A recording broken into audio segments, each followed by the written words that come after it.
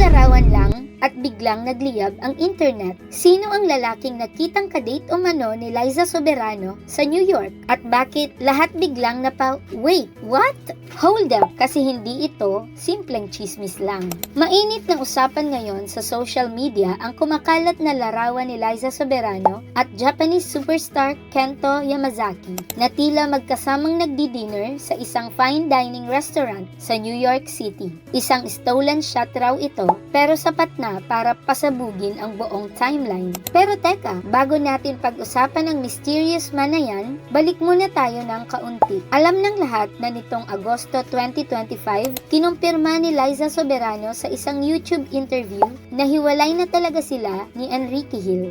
At halos 3 taon na pala silang separated. After that revelation, parang lalo pa siyang naging bukas sa international scene. Hollywood projects, endorsements, appearances, bagong era talaga. Pero hindi dyan nagtatapos ang love life saga. Na-link din dati si Liza sa businessman na si Jeffrey O, na dating CEO ng Careless Music, ang label na pagmamay-ari ni James Reid. Pero ayon sa mga netizens, base sa recent photos ni Liza, mukhang matagal na ring wala ang connection nilang dalawa. Kaya ang tanong ng lahat, sino na ngayon? At dito na pumapasok ang isa sa pinakasikat na aktor ng Japan, Kento Yamazaki. Pero hindi pa yan ang pinaka-shocking na part. Si Kento ay kilala sa mga hit films at drama tulad ng Your Lie in April, Orange, Psyche K, at syempre ang global hit na Alice in Borderland, na nagbigay sa kanya ng massive international fanbase. Boy Next Door look? Check. Matangkad? Check. Charm na sapat para magpabagsak ng internet? Double check.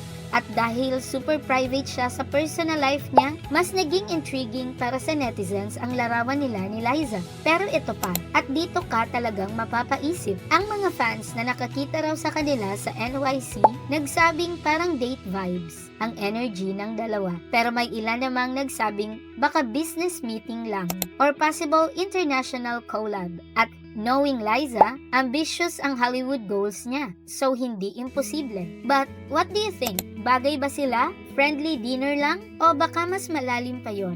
I-comment nyo sa baba. Gusto kong makita kung team new love ba kayo o team calm down lang yan. Balik tayo sa kwento. Habang papalaki ng papalaki ang usapan, lumalakas rin ang demand ng fans for confirmation. Pero hanggang ngayon, walang official statement mula kay Liza o kay Kento. Walang agency announcement, walang PR release, walang cryptic emojis, pure silence. At kung kilala mo ang showbiz world, minsan pag mas tahimik, mas intriguing. Kaya ang public hati, may naniniwalang may developing romance, may nagsasabi namang publicity lang ito, at may iba namang convinced na may gagawing joint project in Hollywood or Japan.